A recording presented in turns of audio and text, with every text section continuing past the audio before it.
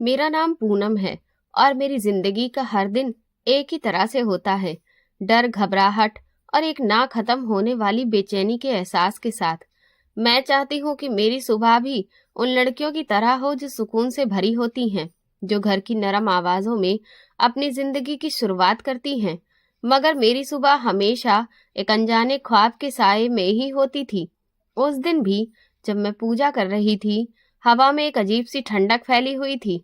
पक्षी पेड़ों की शाखाओं पर चहचहा रहे थे और मैं खुद को मजबूर कर रही थी कि जल्दी से पूजा खत्म करके किचन में जाऊं और रोटियां बनाऊं, क्योंकि अपने भाई रोहित को स्कूल भेजना था। मैं कभी उसे खाली पेट नहीं जाने देना चाहती थी, चाहे खुद मैं भूखी रह जाऊं। आटा गूंथते हुए मेरे हाथ बहुत तेजी से चल रहे थे, मगर दिल में अजीब सी घबराहट उठ रही थी।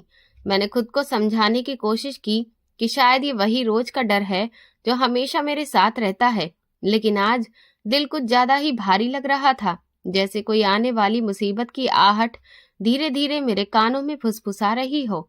मैंने सिर झटक कर खुद को कामों में व्यस्त किया, मगर दिमाग बार बार किसी अनजाने डर में उलझ रहा था। मैंने तेज आंच पर चाय चढ़ाई और साथ में लंच तैयार किया। रोहित के जूते साफ किए, उसकी यूनिफॉर्म प्रेस करके रखी। मैं अपनी पूरी कोशिश करती थी कि उसकी सुबह आरामदायक हो, बिना किसी डर के शुरुआत हो, मगर मैं खुद कहाँ इस डर से निकल पाती थी। मैं हमेशा एक अंधेरे से घिरी रहती थी।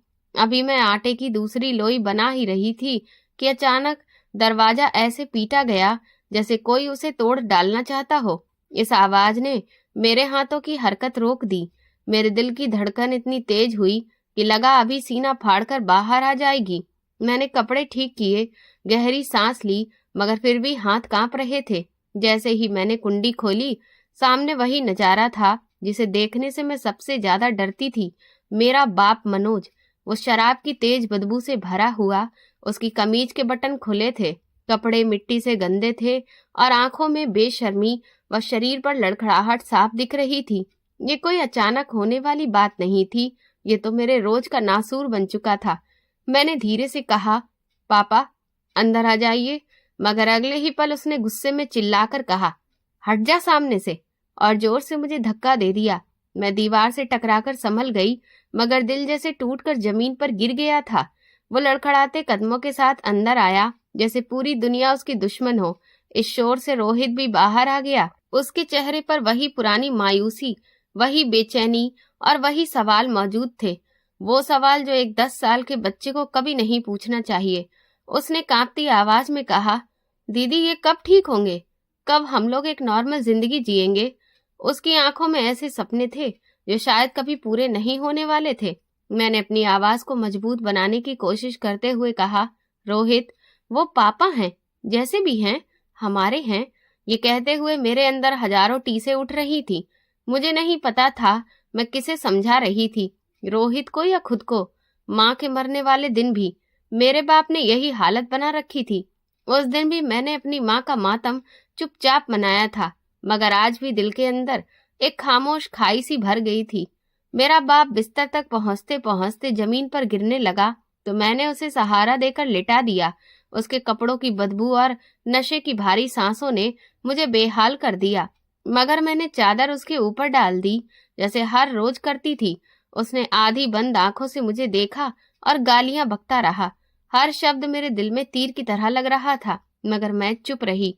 शायद मैं इस सब की आदत डाल चुकी थी। मैंने रोहित के लिए नाश्ता तैयार किया।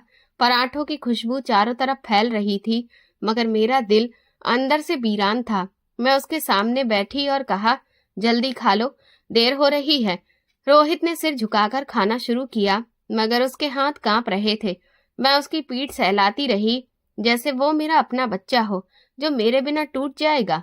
जब वो स्कूल जाने लगा तो दरवाजे से एक बार पलटकर मुझे देखा। उसकी आंखों में वही सवाल था जिसका जवाब मेरे पास कभी नहीं होता था।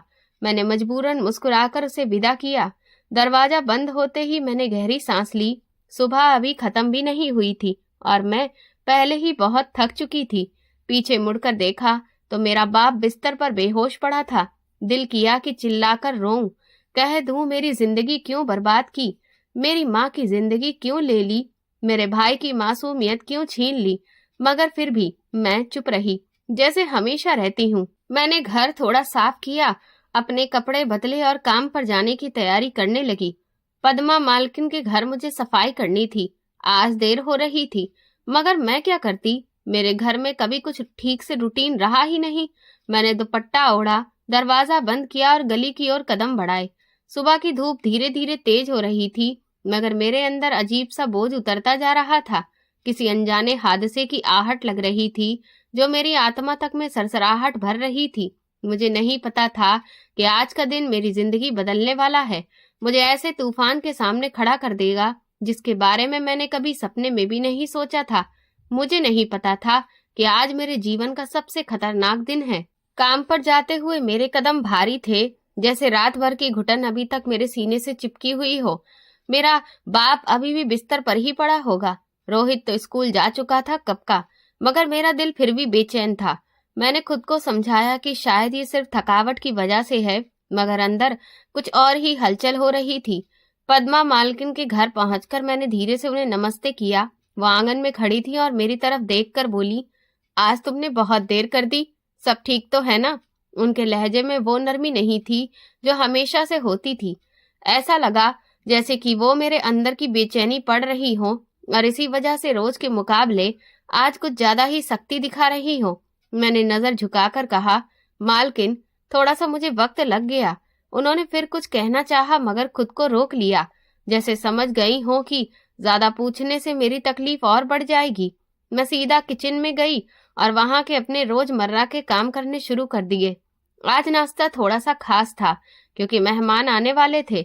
मैंने रोटियां बेलते हुए खुद को काम में व्यस्त रखा, ताकि दिमाग भी व्यस्त हो जाए। घी की गर्म खुशबू, आटे की महक और बर्तनों की खनखनाहट ने मुझे पल भर के लिए इस दुनिया से दूर कर दिया था। इसके बाद सारा खाना तैयार किया। मेहमान आए और खाकर चले भी गए।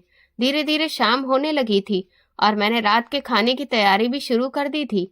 सब्जी बनकर तैयार थी और जैसे ही मैंने पहली रोटी चूल्हे पर डाली कि तभी किचन का दरवाजा एक जोरदार आवाज के साथ खुला। मैं चौंक कर पलटी। मेरा दिल तेजी से धड़कने लगा। सामने मेरा भाई खड़ा हुआ था। वो अभी भी यूनिफॉर्म में था और उसके जूते भी गंदे थे, मगर उसके चेहरे का रंग ऐसा लग रहा था जैसे किसी ने खून निचोड़ लिया हो। उसकी आंखें बहुत ज्यादा सूजी हुई थी, सांस उखड़ी हुई जैसे भागता हुआ आया हो। मैं आगे बढ़ी। रोहित, तुम यहाँ कैसे? और तुम अभी तक स्कूल की ड्रेस में क्यों हो? वो सीधा मेरे पास आया। दीदी, उसकी आवाज में ऐसी घबराहट थी कि मैं बेलन हाथ से छोड़कर दोनों हाथ उसके कंधों पर रख दिए। क्या हुआ? बोलते क्यों नहीं हो? उसने अपने होंठ काटे, मगर शब्द जैसे उसके गले में ही अटक गए। मैंने दोबारा पूछा, रोहित, पहले अपनी सांस संभालो, बताओ क्या हुआ है? उसने कांपती आवाज में कहा, दीदी, पापा ने आपको दांव पर लगा दिया है। उसके जो शब्द मेरे कानों से टकराए, ऐसा लगा कि उनका मतलब समझने से मेरा दिमाग ही इनकार कर रहा हो। मेरे हाथ अपने आप पीछे हट गए। बेलन फर्श पर गिर पड़ा और उसकी आवाज ने माहौल की खामोशी को एकदम से चौक कर दिया था। मैं जैसे पत्थर की बन गई। क्या क्या कह रहे हो तुम? मैं हकलाते हुए बोली। रोहित ने तेजी से सिर हिलाया। हाँ दीदी, शाम को पापा घर से निकले थे और गली के नुक्कड़ पर, वहीं जुआ खेलने वाली जगह पर थे। मैंने उन्हें खुद देखा था। पहले लगा कि शायद ऐसे ही बैठे होंगे, मगर फिर वो रो पड़ा। फिर मैंने सुना कि पापा कह रहे थे कि अपनी बेटी को उन्होंने दांव में लगा दिया है और आप उनकी शर्त थी। मेरे पैर लड़खड़ा गए। मैं दीवार से टकराई और हाथ वहां रखकर खुद को संभाला। मैं अपने ऊपर हुए जुल्म, गालियां, उसकी शराबखोरी सब बर्दाश्त करती आई थी, मगर ये तो इंसानियत से भी बाहर था। ऐसा कैसा कर सकते हैं? मैं उनकी बेटी हूँ। मगर फिर खुद ही खामोश हो गई। शायद इस सवाल का जवाब मैं पहले ही जानती थी। रोहित ने मेरा हाथ पकड़ा। दीदी, वो आपको ढूंढ रहे हैं। मैंने खुद देखा है, उनके आदमी मोहल्ले में पूछताछ कर रहे हैं। वो किसी भी वक्त आ सकते हैं। दीदी, आप जल्दी भाग जाओ। उसकी आवाज में डर से ज्यादा जल्दबाजी और बेचैनी थी। इस बार सिर्फ बहन नहीं, उसका अपना अस्तित्व भी खतरे में था। मैंने तुरंत पीछे वाले दरवाजे की तरफ देखा। पद्मा मालकिन हॉल में थी। उन्हें बताने का मतलब था कि मैं उन्हें भी बड़ी मुसीबत में डाल सकती थी। तभी रोहित ने मेरा हाथ जोर से खींचा। दीदी, वक्त बहुत कम है, चलो जल्दी। मैंने तुरंत अपना दुपट्टा उठाया, सिर पर डाला और खुद को लपेटते हुए दरवाजे की तरफ बढ़ गई। रोहित हर पल पीछे मुड़कर देख रहा था कि कोई नजर ना आ जाए। मैं घबराई। रोहित, तुम वापस घर जाओ, अगर किसी ने तुम्हें भी देख लिया तो। वो तुरंत बोला, नहीं, मैं तब तक नहीं जाऊंगा जब तक आप यहाँ से निकल नहीं जाती। आपको कुछ भी नहीं होने दूंगा। उसकी बात सुनकर मेरा दिल भीग गया। 10 साल का बच्चा मगर अपनी बहन के लिए फौलाद बनकर खड़ा था। हम पिछले दरवाजे तक पहुंचे ही थे कि दूर से कदमों की आवाज सुनाई देने लगी। रोहित ने डर के मारे मेरा हाथ कसकर दबाया। दीदी, यही वो लोग हैं, मैंने इन्हें ही पापा के साथ देखा था। मैंने दरवाजे की दरार से झांक कर देखा। गली के मोड़ पर 2 परछाइयां तेजी से बढ़ रही थी। मेरी जान गले में अटक गई। मैंने झट से रोहित को पीछे धकेला। रोहित, घर वापस जाओ अभी। वो रोते हुए बोला, दीदी आप अकेली। मैंने कठोर आवाज में कहा, रोहित मेरी बात मानो, अभी घर जाओ। वो कांपता हुआ बोला, मैं जाकर दरवाजा बंद कर लूंगा। दीदी आप भी कहीं छुप जाना। ठीक है। मैंने सिर हिलाया, मगर खुद को नहीं पता था कि अब मैं क्या करूंगी। रोहित तेजी से गली की तरफ भागा। मैंने आखिरी बार पलटकर उसे देखा, एक छोटा सा वजूद मगर दिल शेर जैसा। मैंने खुद को संभाला और पिछले रास्ते से निकल गई। गली में डरावनी खामोशी थी मगर हवा भारी थी, जैसे कि कदमों की आहट मुझे पीछा करते हुए पकड़ लेना चाहती हो। मैं तेजी से गली के मोड़ पर पहुंची मगर सांसें बेकाबू थीं। हे भगवान, मेरी मदद करो, मैंने फुसफुसाते हुए कहा और अंधेरे में आगे बढ़ गई। मेरे कदमों के नीचे की जमीन जैसे खिसक रही थी। पहली बार लगा कि इस दुनिया में मेरा कोई नहीं है, न बाप, न माँ, न घर। आज मैं सच में अनाथ हो गई थी। मैं अंधेरी गलियों में भागती जा रही थी, नंगे पैर, कांपती हुई, सांसें उखड़ी हुई, दिल धड़कनों से भरा हुआ। पीछे वाले दरवाजे से निकलते ही मुझे ऐसा लगा जैसे पूरी दुनिया मेरे पीछे पड़ गई हो। रात की खामोशी में सिर्फ मेरे कदमों की आवाज थी, जो टूटे हुए पत्थरों और गंदे पानी के छींटों के साथ सुनाई दे रही थी। हर गली, हर मोड़, हर साया मुझे शक में डाल रहा था कि शायद वो लोग यहाँ भी घूम रहे होंगे। रोहित के आंसू, उसका डर, उसकी आवाज, दीदी जल्दी भागो, बार बार मेरे दिमाग में गूंज रही थी। मैंने पीछे मुड़कर देखने की हिम्मत नहीं की। मुझे बस एक ही डर था कि कहीं वो लोग मुझे पकड़ ना लें। गली बहुत ही पतली थी, कहीं पानी जमा हुआ था, कहीं कीचड़ के ढेर लगे थे। मोहल्ले के कोने पर कुछ कुत्ते भी भौंकने लगे, जिससे मेरे दिल में दहशत और बेचैनी और बढ़ गई। मैंने खुद को और तेज दौड़ाना शुरू किया। एक जगह लकड़ियों के ढेर पर मुझे ठोकर लगी और मैं गिरते गिरते बची। नल के किनारे से गुजरते हुए मैंने अपने दुपट्टे को सीने से और मजबूती से लपेट लिया ताकि वो मेरे पीछे आने वालों की नजर में ना आए। मैं एक मोड़ पर मुड़ी तो अचानक सामने से एक तेज रोशनी मेरी तरफ बढ़ी। वो रोशनी इतनी अचानक थी कि मेरी आंखें बंद सी हो गई। शायद वो कोई गाड़ी थी या मोटरसाइकिल, मुझे समझ ही नहीं आया। मगर मैं रुकी नहीं, बस 2 कदम और उठाए ही थे कि मेरे कानों में ब्रेक की चीख सुनाई दी। मैं चौंकी और एक गाड़ी से टकराकर जमीन पर गिर गई। उस झटके ने मेरे पूरे वजूद को हिला दिया था। मेरे हाथों पर खरोंचें लग गई थीं, घुटनों से खून रिसने लगा था, मगर मैं कोई हरकत नहीं कर पाई। दर्द महसूस करने की भी गुंजाइश नहीं थी। मैंने जल्दी से अपने दुपट्टे से सिर ढकने की कोशिश की, मगर वो एक तरफ सरक चुका था। मैंने अपने हाथों से अपना चेहरा ढक लिया ताकि कोई मुझे पहचान ना ले, मेरा चेहरा ना देख सके। तभी एक मजबूत गहरी आवाज मेरे करीब आई, तुम ठीक तो हो ना? मैंने धीरे धीरे हाथ हटाए और सिर उठाया। सामने एक लंबा चौड़े कंधों वाला नौजवान खड़ा था। उसकी आंखों में हैरानी भी थी और दर्द भी, जैसे वो खुद भी इस स्थिति से हिल गया हो। उसकी शर्ट की आस्तीनें चढ़ी हुई थी, बाल थोड़े बिखरे हुए और चेहरे पर वो संजीदगी थी जो आदमी की शख्सियत बदल देती है। वो अर्जुन खन्ना था, मगर मैं नहीं जानती थी कि ये इंसान मेरा शिकारी भी हो सकता है। उस वक्त वो बस एक अजनबी था, गलत समय पर सही जगह, या शायद सही समय पर गलत जगह। उसने एक कदम आगे बढ़ाते हुए झुककर पूछा, क्या हुआ? तुम इतनी डरी हुई क्यों हो? कोई तुम्हारा पीछा कर रहा है क्या? उसकी आवाज बहुत नरम थी, जैसे मुझे हिम्मत देने की कोशिश कर रही हो। मैंने कांपती आवाज में कहा, मेरे पीछे कुछ लोग पड़े हुए हैं, मुझे कहीं सहारा चाहिए, मैं अपने घर वापस नहीं जा सकती। अर्जुन ने एक पल मेरी आंखों में देखा, वो मुझे घूर नहीं रहा था, बस मुझे पढ़ने की कोशिश कर रहा था। जैसे वो मेरी हालत, मेरी सांसें, मेरा डर सब समझ गया हो।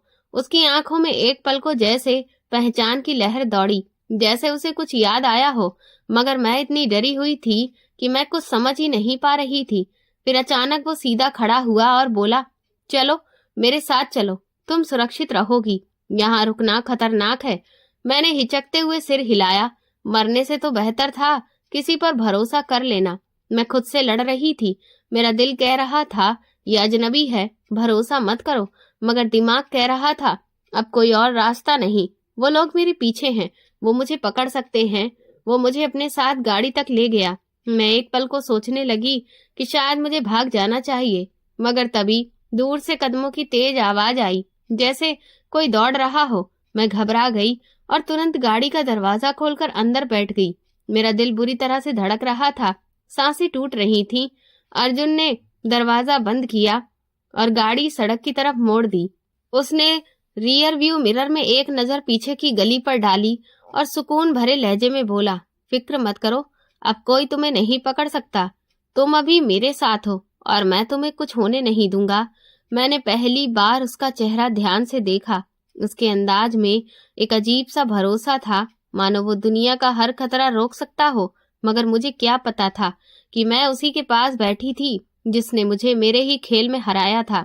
गाड़ी अंधेरे में दौड़ रही थी, मगर मेरी सोच जगह जगह टूट रही थी। मैंने कांपती आवाज में कहा, आपको नहीं पता, वो लोग बहुत बुरे हैं, वो मुझे ले जाएंगे। मुझे नहीं पता वो क्या करेंगे, मुझे नहीं पता कि मैं कहाँ जाऊं।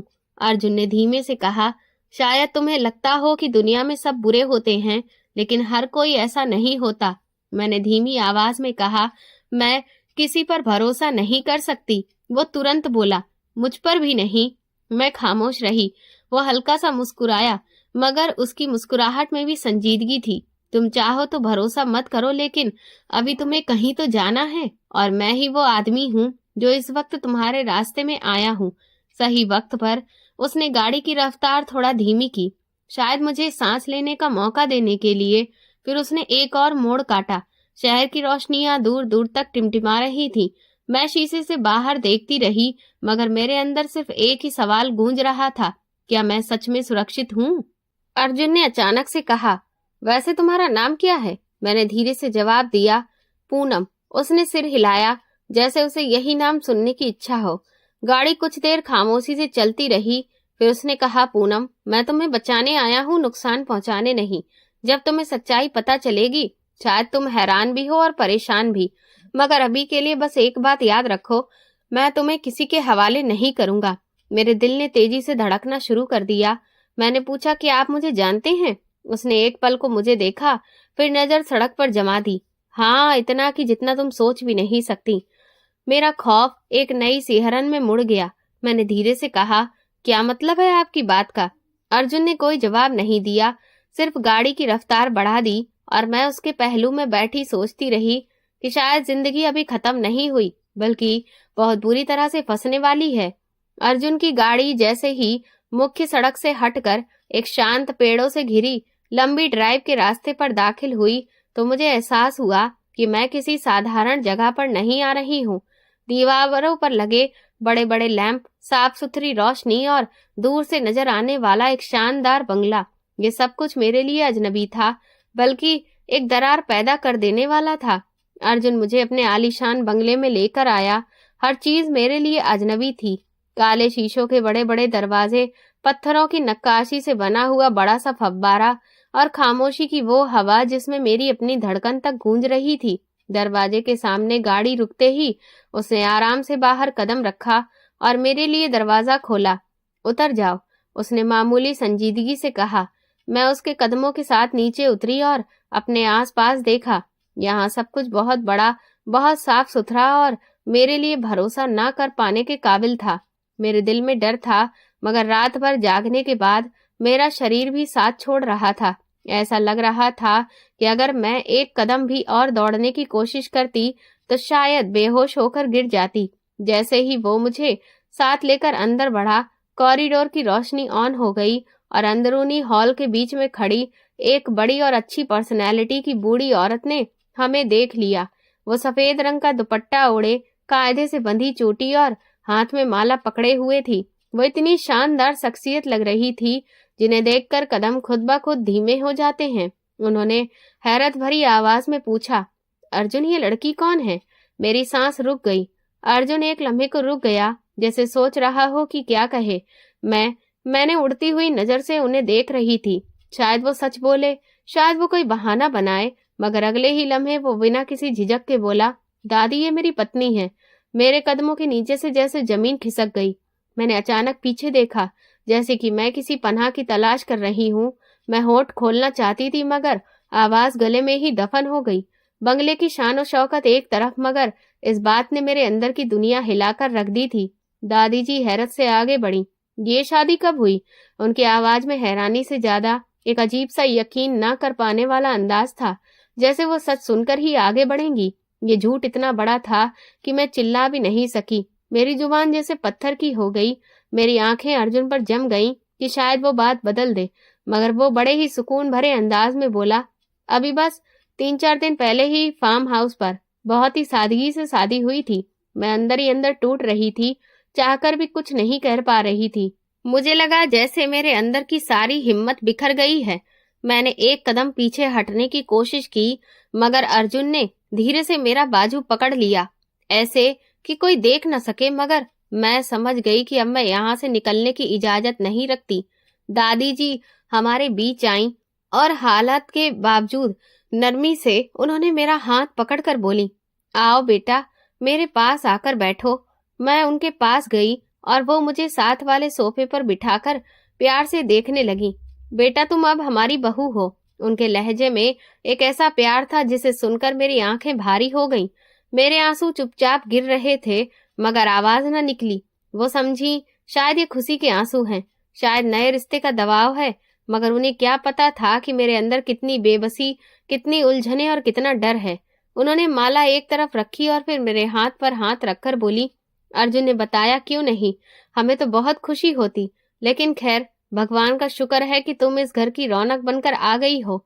अर्जुन ने सिर झुकाकर एक अजीब से सुकून भरे अंदाज में कहा, दादी, मैं आपको सब बताना चाह रहा था, बस हालात ही कुछ ऐसे थे कि मुझे वक्त ही नहीं मिला। दादी ने नाक सिकोड़ कर कहा, वक्त ना सही, मगर दिल का इरादा तो कम से कम साफ होना चाहिए। खैर, अब तुम दोनों का घर बस जाना चाहिए। उनका लहजा मोहब्बत से भरा हुआ था, मगर मेरे अंदर लग रहा था जैसे कोई नरम जंजीर मेरे हाथों और पैरों में पड़ चुकी है। मैंने जिंदगी में पहली बार खुद को कैद महसूस किया, न मोहब्बत की जंजीरों में, अर्जुन की बेरहमी से नहीं, दादी की मोहब्बत से भी नहीं, बल्कि उस हकीकत से कि अब मैं कहीं नहीं जा सकती। बाहर एक डर मेरा इंतजार कर रहा था और अंदर एक ऐसा झूठ जो हकीकत बन चुका था। दादी ने नौकरानी को आवाज दी, चमेली, नई बहू के लिए चाय बनाकर लाओ और मेहमान वाला कमरा भी तैयार करो। चमेली ने मेरी तरफ उत्सुकता से एक नजर डाली, जैसे कि सोच रही हो कि ये लड़की आखिर कहाँ से आई है। अर्जुन ने मुझे बैठा छोड़कर दादी के साथ एक तरफ बात करना शुरू कर दिया। उनकी आवाजें आती रहीं, बहुत अच्छी लड़की है, काफी खामोश मिजाज की लगती है।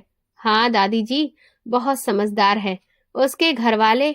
ये सुनते ही अर्जुन एक लम्हे को रुका। वो लोग दरअसल इस रिश्ते से खुश नहीं थे, इसीलिए हमने जल्दी से शादी कर ली। उसकी बातें मेरी रग रग में झूठ के तीर की तरह लग रही थी। मैंने होंठ काट कर खुद को खामोश रहने पर मजबूर किया। अगर मैं सच बोलती तो शायद मेरी जान खतरे में पड़ जाती। मुझे रोहित का चेहरा याद आया, उसकी आखिरी नजर। दीदी आप छुप जाना।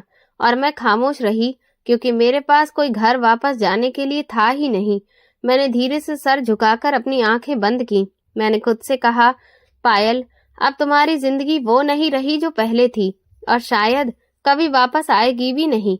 बाहर तूफान था, अंदर झूठ का एक अजीब सा इंतजार हो गया था, और मैं दोनों के बीच फंस चुकी थी। अगले ही लम्हे अर्जुन ने शादी के इंतजाम करने शुरू कर दिए, क्योंकि दादी की इच्छा थी कि अब उनकी आंखों के सामने उनके पोते की शादी हो।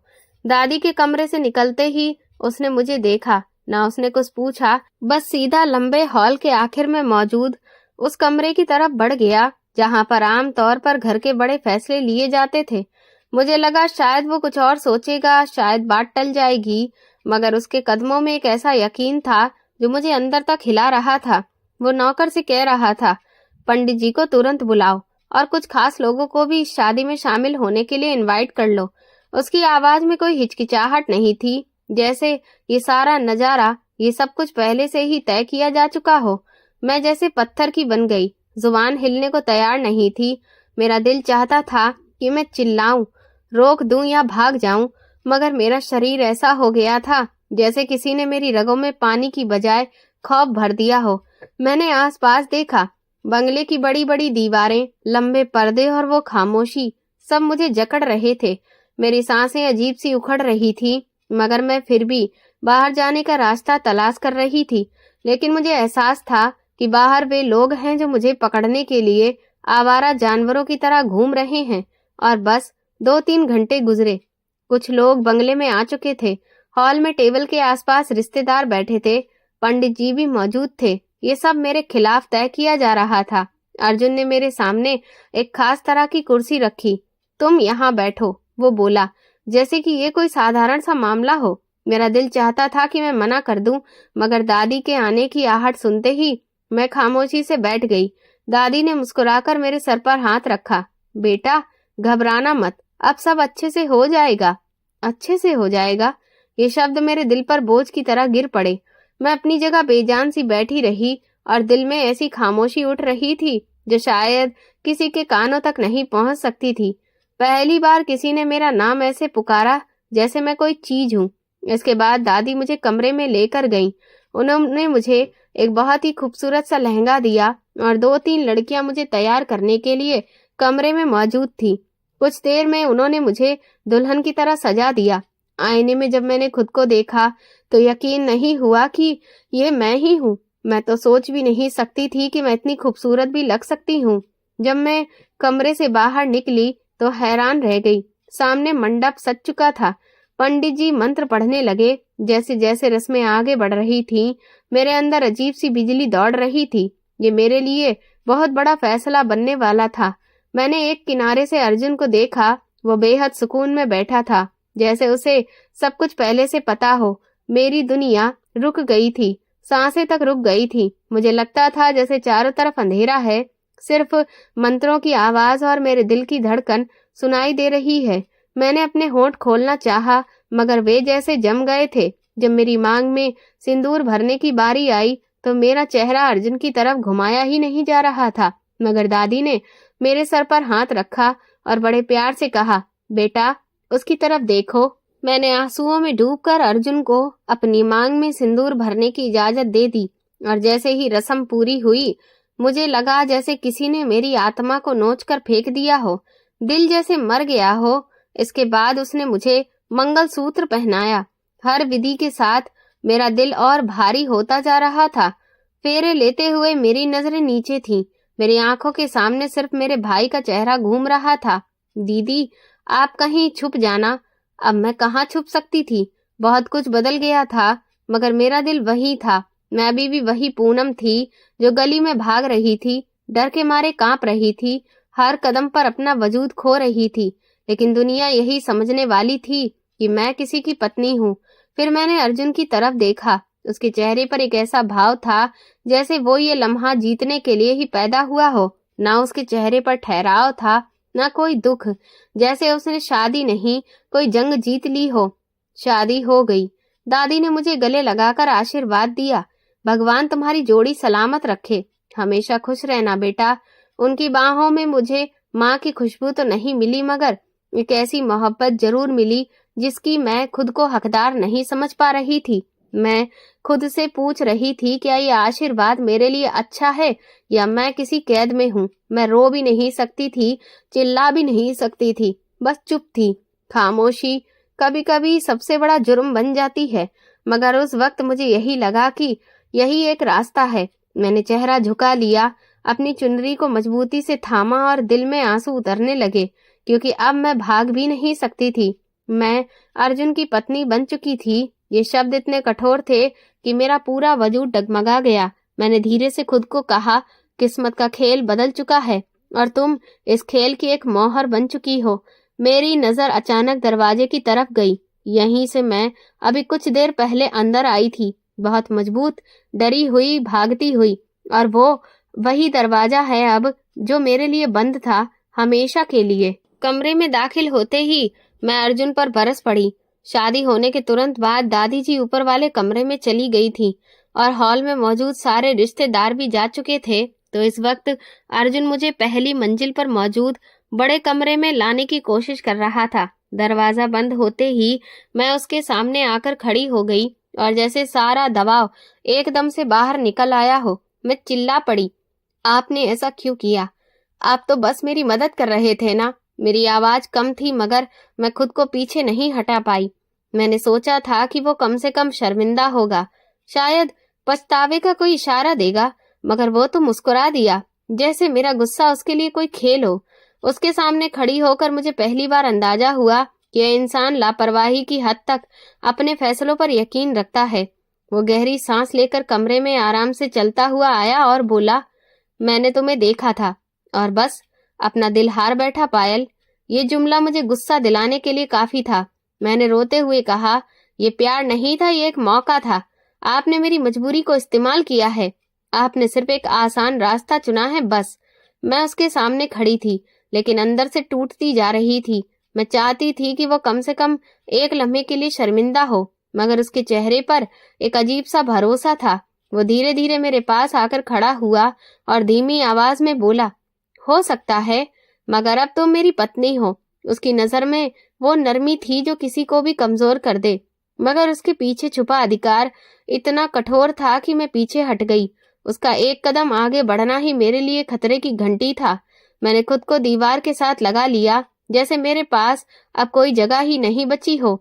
कमरा बड़ा था, मगर उसकी मौजूदगी ने इसे छोटा कर दिया था। उसका लहजा नरम था, मगर उसमें अधिकार छुपा था। पायल, वो धीरे से बोला, मैं जानता हूँ कि तुम मुझ पर शक करती हो, लेकिन एक बात समझ लो, मैंने जो भी किया तुम्हें अपने साथ रखने के लिए किया। मैंने तड़प कर कहा, और मेरी मर्जी, मेरा अधिकार। वो एक लम्हे को रुका, फिर और पास आकर बोला, अगर मैं तुम्हें छोड़ देता तो तुम उन लोगों के हाथों में चली जाती जिनसे तुम भाग रही हो। मैं मौके का फायदा ना उठाता तो कोई और उठा लेता। फर्क सिर्फ इतना है कि मेरा इरादा बुरा नहीं था। मेरी धड़कनें बेकाबू हो रही थी। उसकी नजदीकियां मुझे घुमा रही थी। मुझे लगा जैसे कमरे की हवा कम पड़ रही हो। मैं एकदम पीछे जाने की कोशिश की, मगर दीवार पहले ही मुझे पकड़ चुकी थी। अर्जुन धीरे धीरे झुककर मेरे चेहरे के करीब आ गया। तुम्हें डरने की जरूरत नहीं है, वो इतना धीरे बोला कि उसकी सांस मेरे चेहरे को छू रही थी। मेरा हाथ दीवार तक जा पहुंचा। मैंने नजर फेर ली, मगर उसकी आंखों की शिद्दत से बचना मुश्किल था। मैं तुम्हें कभी तकलीफ नहीं दूंगा, उसने धीरे से कहा। मैंने भी उतनी ही धीमी आवाज में कहा, इस वक्त भी आप तकलीफ ही दे रहे हैं। वो एक पल को ठहरा, जैसे मेरे जुमले ने उसे सोचने पर मजबूर कर दिया हो, मगर अगले ही लम्हे वो और करीब आ गया।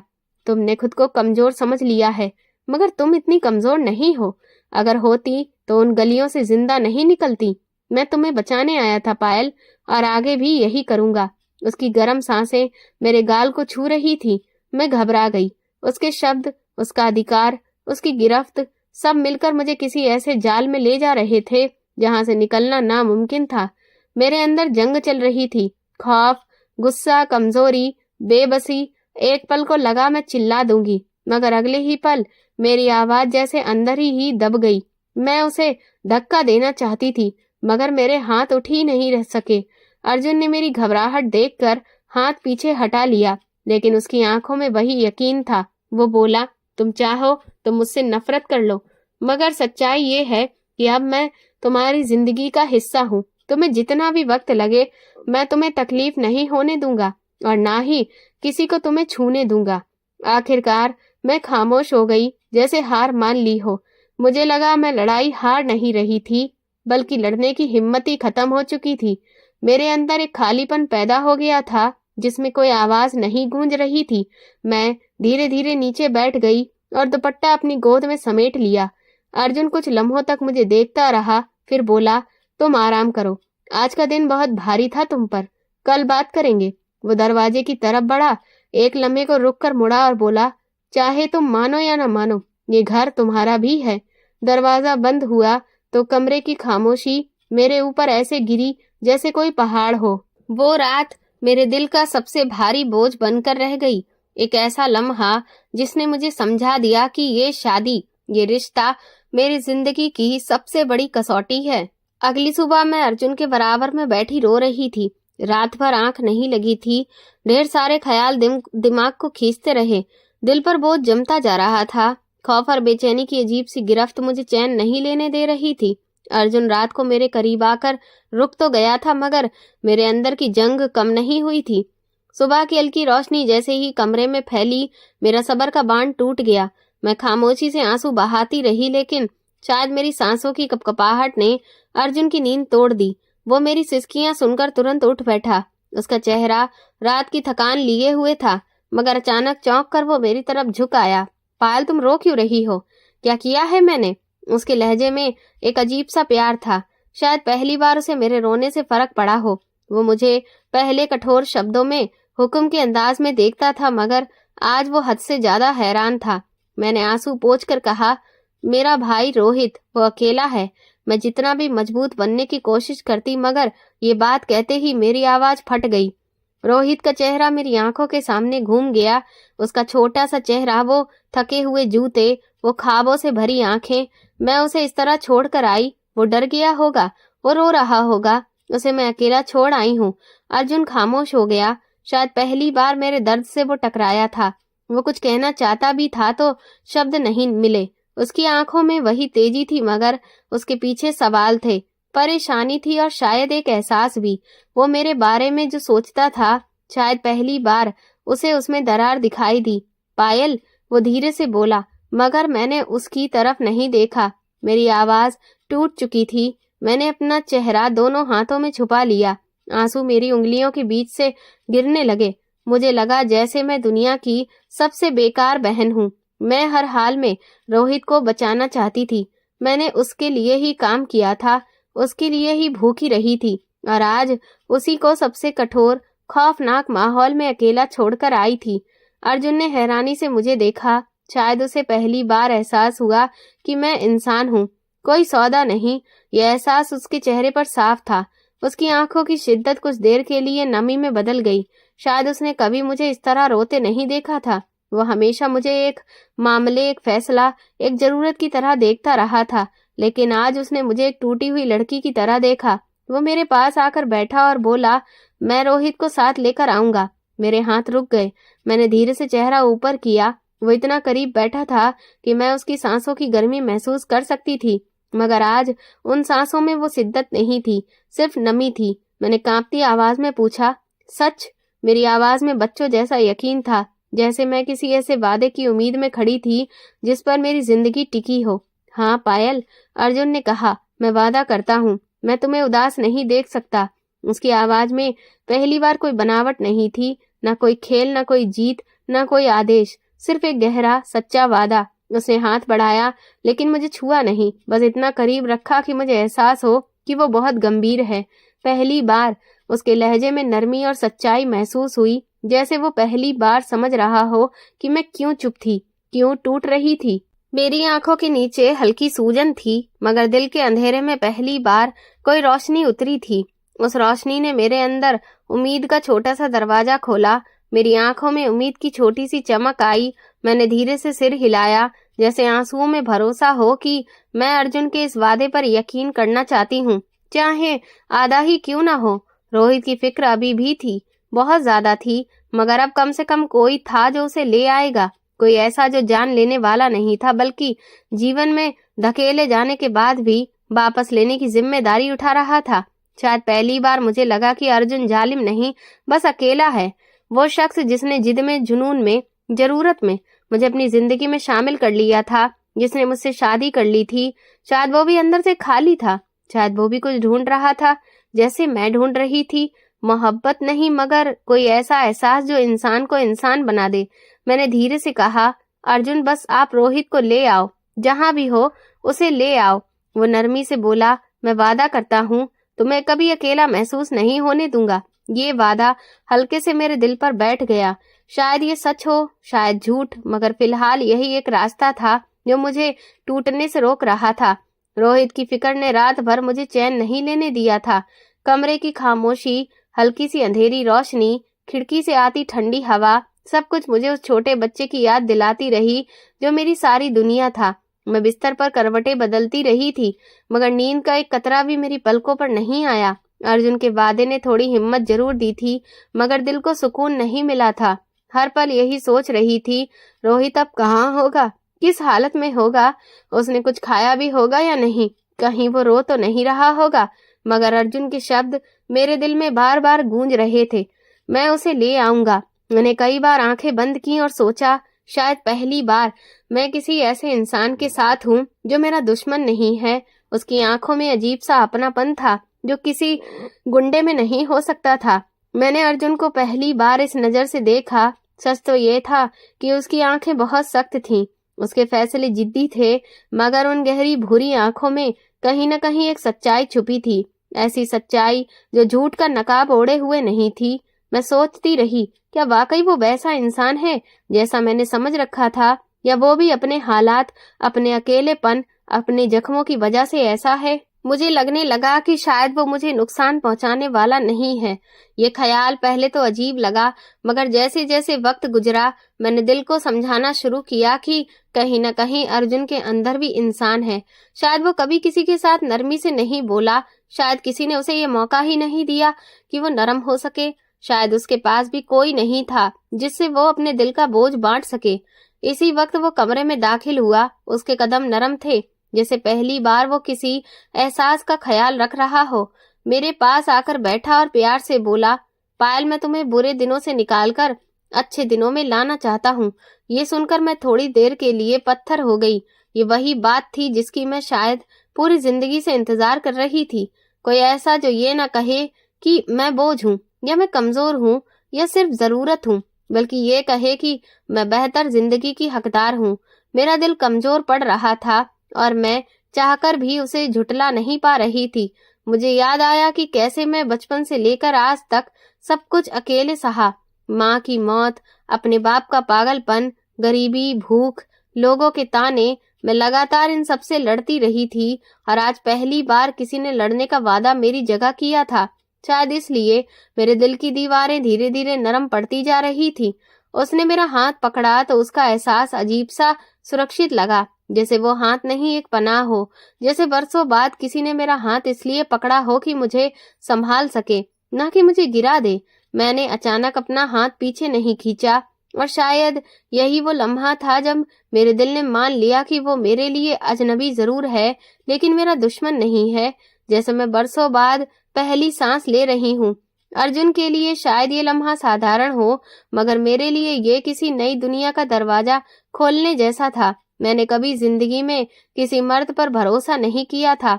पापा के सिवा कोई भी आदमी मेरे करीब नहीं रहा, और उनकी संगत ने मुझे सिर्फ डर दिया था। आज पहली बार किसी के करीब बैठकर मुझे डर नहीं लगा था। उसने धीरे से कहा, एक दिन तुम्हें भी इस रिश्ते से मोहब्बत हो जाएगी। मेरी सांसें रुकती गईं। मोहब्बत? क्या वो वाकई में ये चाहता था, या ये भी उसकी जिद में से ही एक जिद थी? मैं कुछ भी समझ नहीं पा रही थी। मैं इस रिश्ते को अभी तक ठीक से समझ ही नहीं पाई थी। मैंने नजर झुका ली। मेरे चेहरे की गुलाबी लालिमा ने उसे जवाब दे दिया। मेरा चेहरा, मेरी आंखें, मेरी पलकें, सब कुछ मेरे अंदर के बदलते एहसास का ऐलान कर रहे थे। मैं खामोश थी, मगर मेरे दिल के अंदर बहुत कुछ चल रहा था। अर्जुन ने शायद पहली बार मेरी खामोशी को समझा। वो मुस्कुरा दिया, जैसे अपनी जीत देख ली हो। उसकी मुस्कुराहट में अजीब सा सुकून था, जैसे उसने मेरी हिचकती चाहत को टूटते हुए देखा हो। मैं जानती थी कि वो जिद्दी है, मगर आज उसकी ये जिद मुझे डरा नहीं रही थी, बल्कि सुकून दे रही थी। मैं बिखरे फैसलों के साथ बैठी थी कि आज मेरी जिंदगी पहली बार किसी नरम हाथ को महसूस कर रही थी। मैं सोच रही थी कि शायद मेरी किस्मत वाकई इतनी जालिम नहीं जितना मैं समझती रही थी। शायद सारी उम्र मैंने सिर्फ तकलीफ देखी, अब भगवान ने किसी बेहतर को मेरे जीवन में भेजा है, और ये सोच एक अजीब सा सुकून बनकर मेरे अंदर उतरती जा रही थी। मैं जानती थी कि अर्जुन उतना नरम नहीं है, उसके फैसले कठोर हैं, वो बहुत ही पेचीदा आदमी है, मगर फिर भी वो दूसरों से अलग है। कम से कम वो मुझ पर जुल्म नहीं करेगा। शायद किस्मत मेरा मजाक नहीं उड़ा रही, मुझे खुशियां दे रही है। शायद मेरे अंधेरों को किसी ने वाकई रोशनी में बदलने का फैसला कर लिया है। शायद मेरी प्रार्थनाओं ने पहली बार आसमान तक पहुंचकर कोई दरवाजा खोला है और इस तरह मेरी काली रातों में पहली बार रोशनी उतरने लगी। रोशनी अभी कमजोर थी, धीमी थी, मगर मौजूद थी और मैं इसे महसूस कर सकती थी। आज मेरा भाई मेरे साथ है और अर्जुन की वजह से वो एक ऐसी जिंदगी जी पा रहा है जिसके सपने मैं कभी अपने भाई के लिए देखती थी। तो दोस्तों, आपको ये कहानी कैसी लगी मुझे कमेंट सेक्शन में जरूर बताएं। मेरे चैनल को सब्सक्राइब कर वीडियो को लाइक कर दें और वीडियो को हाइप भी दें। और ऐसी और भी रोमांचक कहानियां सुनने के लिए मेरे चैनल के साथ बने रहें। धन्यवाद।